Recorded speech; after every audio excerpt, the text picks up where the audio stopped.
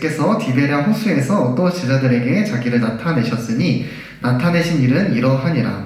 2절입니다. 시몬 베드로와 디두모라 하는 도마와 갈릴리 가나 사람 나다나엘과 세베대의 아들들과 또 다른 제자 둘이 함께 있더니 시몬 베드로가 나는 물고기 잡으러 가노라 하니 그들이 우리도 함께 가겠다 하고 나가서 배에 올랐으나 그날 밤에 아무것도 잡지 못하였더니 날이 새어갈 때에 예수께서 바닷가에 서셨으나 제자들이 예수이신 줄 알지 못하는지라.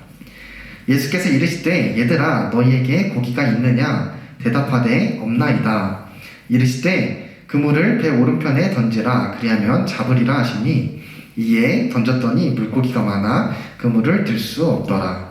예수께서 사랑하시는 그 제자가 베드로에게 이르되 주님이시라 하니 시몬 베드로가 벗고 있다가 주님이라 하는 말을 듣고 겉옷을 두른 후에 바다로 뛰어내리더라. 다른 제자들은 육지에서 거리가 불과 한 50칸쯤 되므로 작은 배를 타고 물고기 든 그물을 끌고 와서 육지에 올라보니 숯불이 있는데 그 위에 생선이 놓였고 떡도 있더라. 예수께서 이르시되 지금 잡은 생선을 좀 가져오라 하시니 시몬 베드로가 올라가서 그물을 육지에 끌어올리니 가득히 찬 큰 물고기가 153마리라. 이같이 많으나 그물이 찢어지지 아니하였더라. 예수께서 이르시되 와서 조반을 먹으라 하시니 제자들이 주님이신 줄 아는 고로 당신이 누구냐 감히 묻는 자가 없더라. 예수께서 가셔서 떡을 가져다가 그들에게 주시고 생선도 그와 같이 하시니라. 이것은 예수께서 죽은 자 가운데서 살아나신 후에 세 번째로 제자들에게 나타나신 것이라. 아멘. 네, 이 시간 부활의 힘이라는 제목으로 하나님의 말씀을 나누도록 하겠습니다.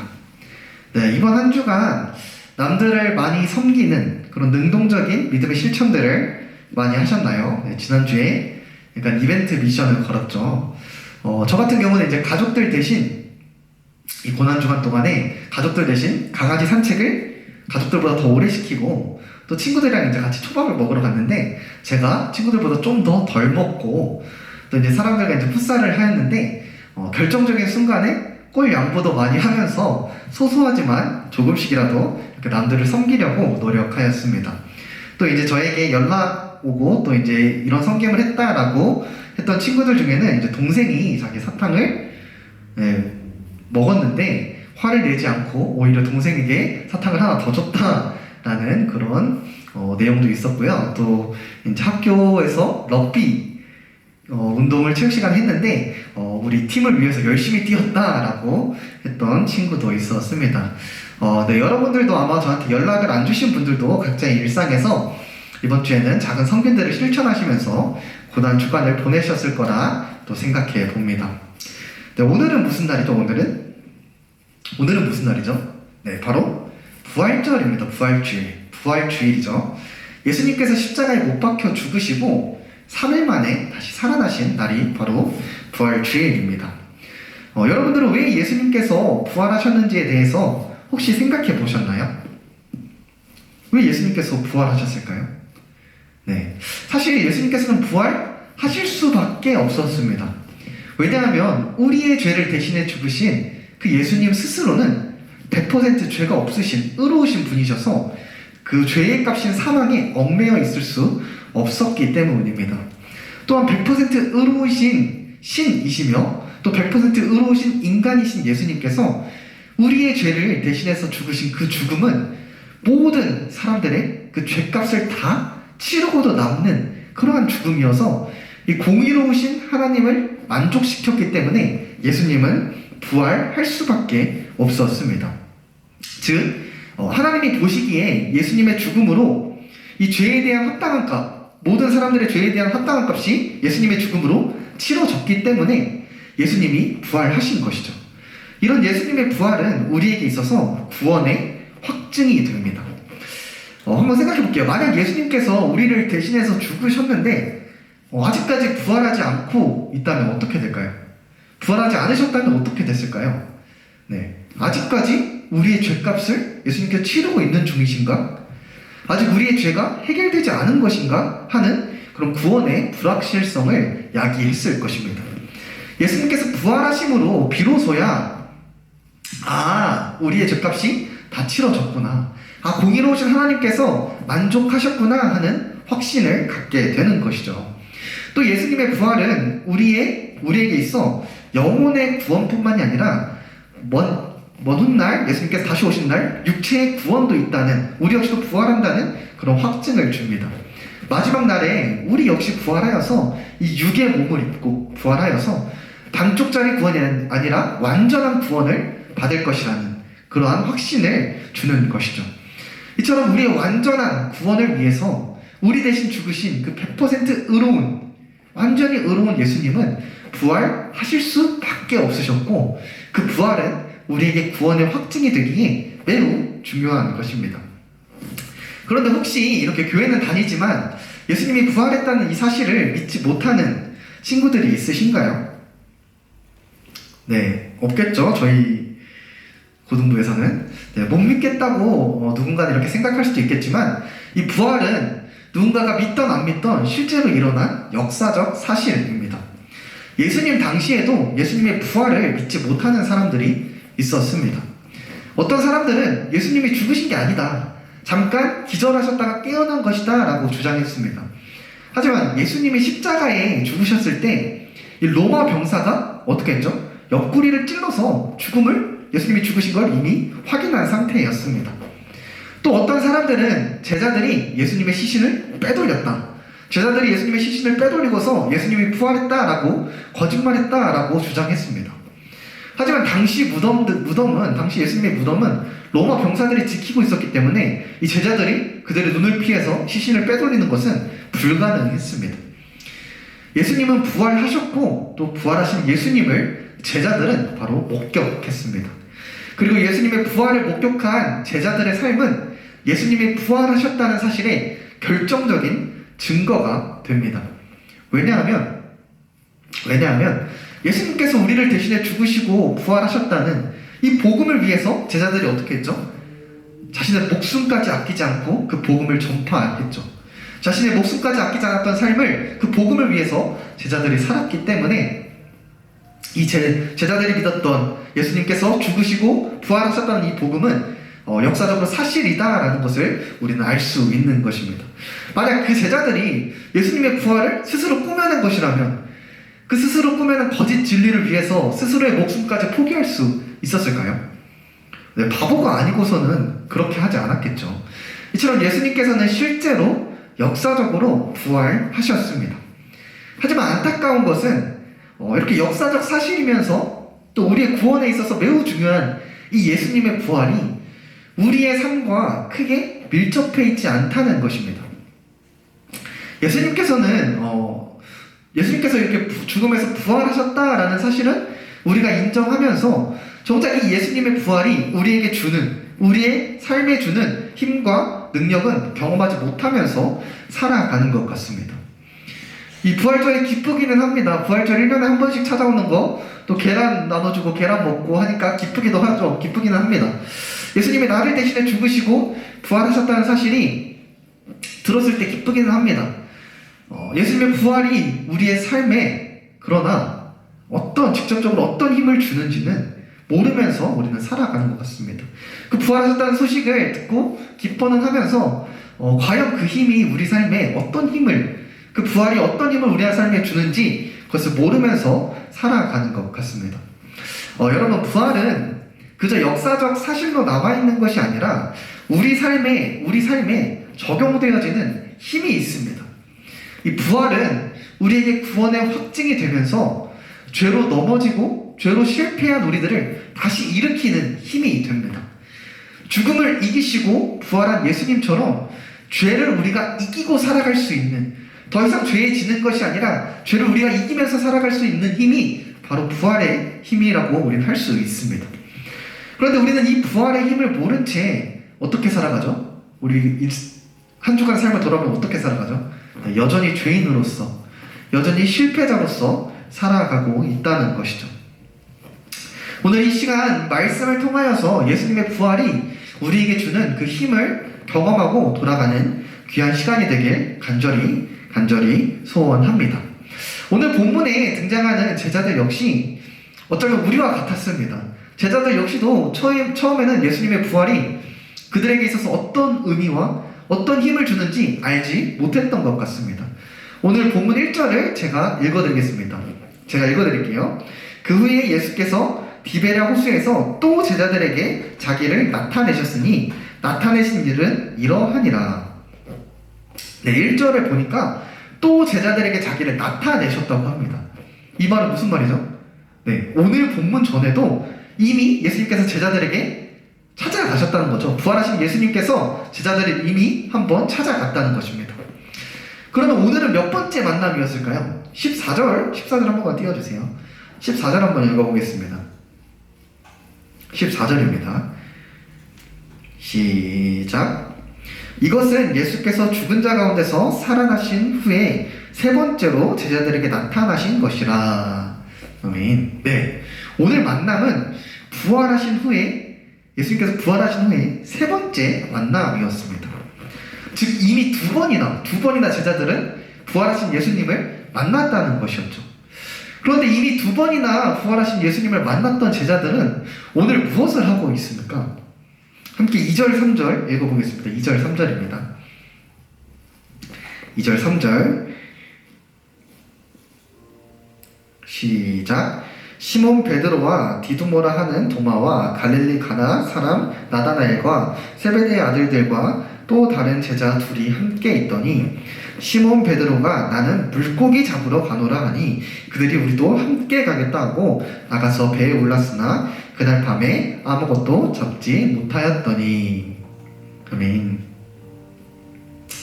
네, 예수님의 부활을 목격한 두 번이나 부활하신 예수님을 만난 제자들은 예수님의 우리의 죄값을 대신해 죽으시고 그 죽음에서 승리하셔서 부활하셨다라는 이런 복된 소식을 전하러 다니지 않았습니다.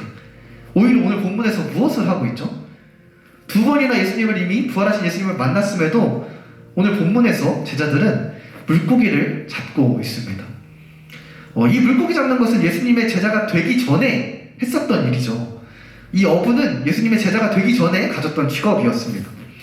그렇다면 그들은 왜 예수님의 부활을 경험하고서도 오히려 예수님을 만나기 전의 모습으로 돌아가서 있었을까요? 네, 3절에 보면은 이 물고기 잡는데 앞장선 인물이 있습니다. 바로 베드로입니다. 여러분, 베드로는 어떤 사람이었죠?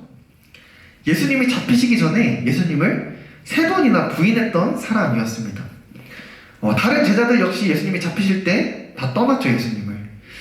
그들에게는 나는 예수님을 부인한 사람이야, 나는 예수님의 제자로서 자격이 없어, 이런 생각이 그들을 지배하고 있었습니다. 그래서 베드로는 나는 전과 같이 나는 물고기를 잡으러 가겠다라고 이렇게 같은 동료들한테 말했고 그 주변에 있던 다른 제자들도 그 말을 듣고 나도 함께 하겠다라고 한 것입니다. 이처럼 그들은 예수님이 부활하셔서 부활하신 예수님을 만나서 기뻤으면서도 예수님에 대한 죄책감으로 스스로 실패자라고 여기며 패배감에 빠져 있었기 때문에 이 예수님의 부활이 갖는 그 의미와 힘을 경험하지 못했던 것입니다.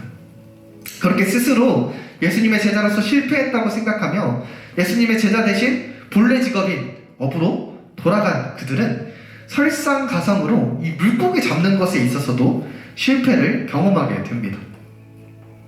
마치 3년 전에 예수님을 만나기 직전에 경험했던 것과 똑같은 실패를 경험하게 되죠. 어떤 실패였죠? 밤이 새도록 수고하였지만 물고기를 한 마리도, 심지어 조그만한 피라미 한 마리도 잡지 못합니다.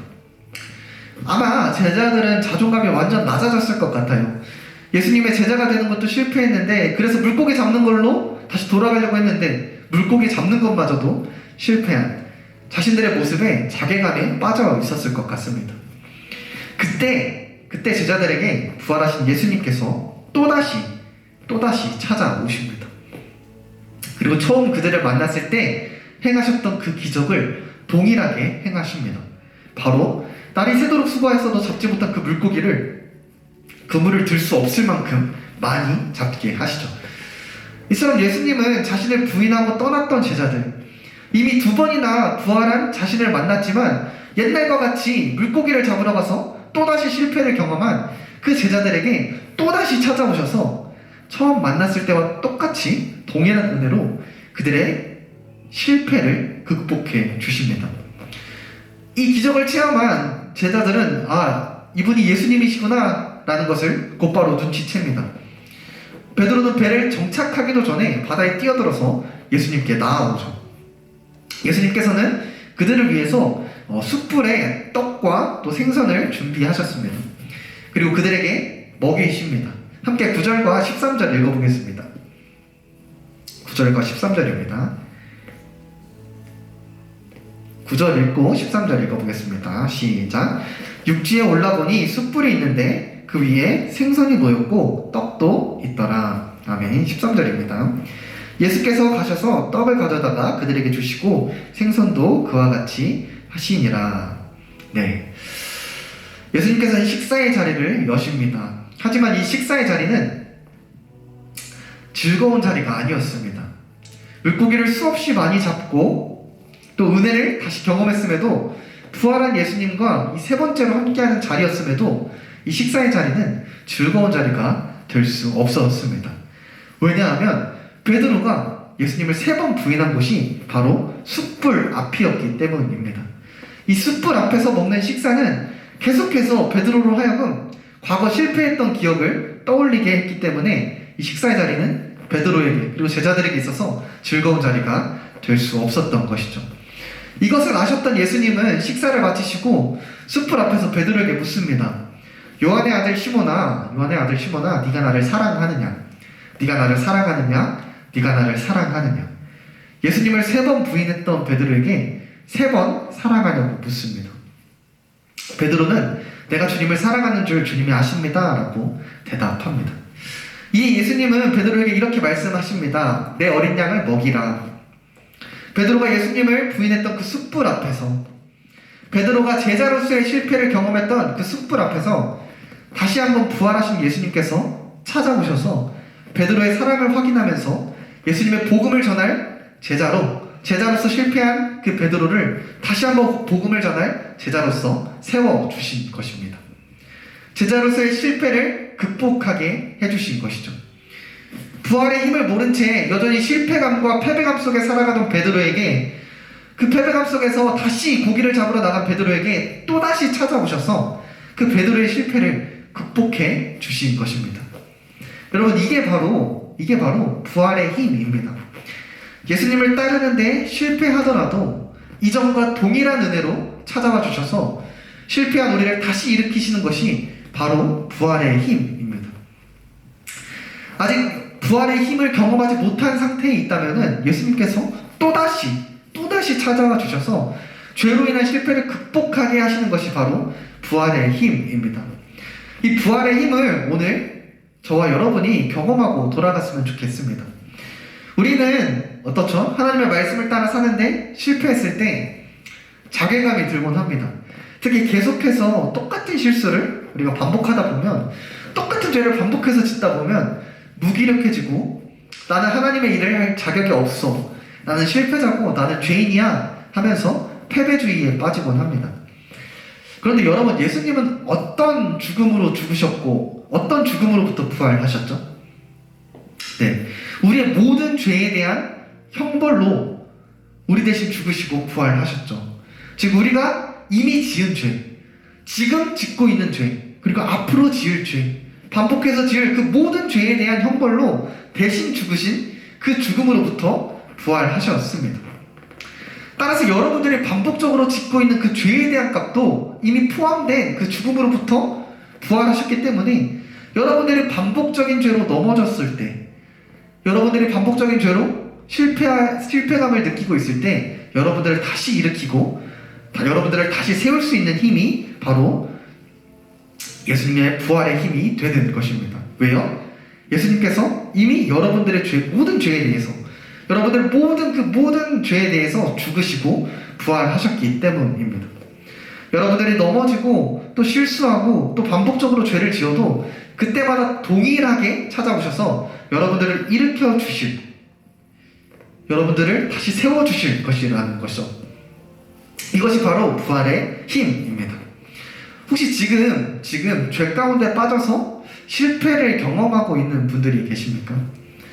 그 실패 가운데로 찾아오시는 이 부활하신 예수님을 붙잡길 바랍니다. 그분이 주시는 이 부활의 힘으로 죄에 대한 그 실패를 극복하시길 바랍니다. 그런데 여러분, 우리가 그 부활의 힘을 경험하려면 우리에게도 필요한 자세가 있습니다.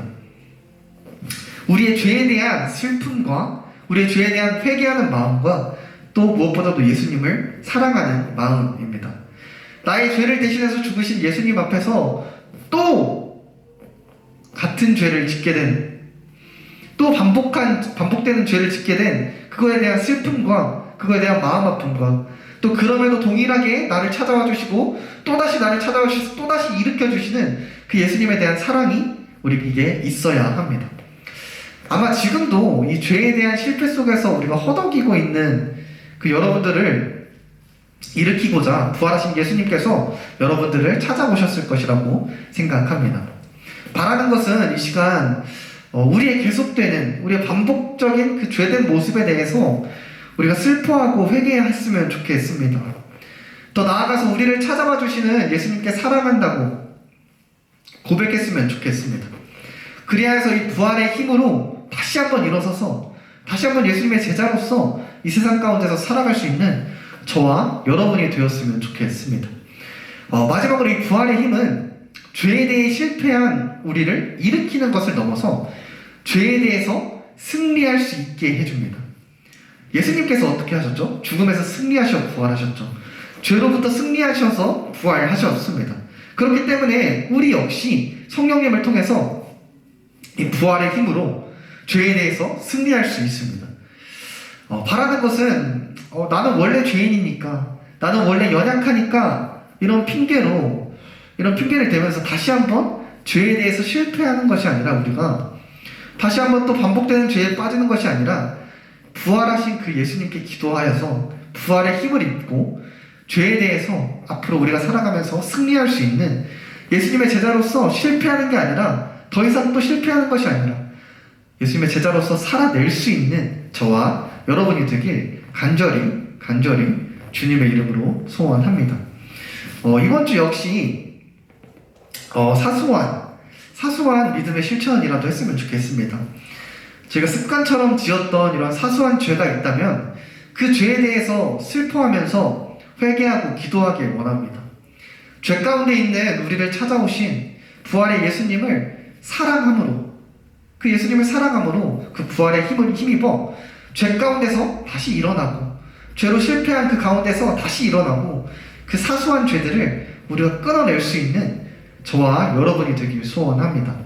이번 한 주간 부활의 힘으로 죄 가운데서 승리할 수 있는, 예수님의 제자로서 살아갈 수 있는 저와 여러분이 되길 간절히 소원합니다.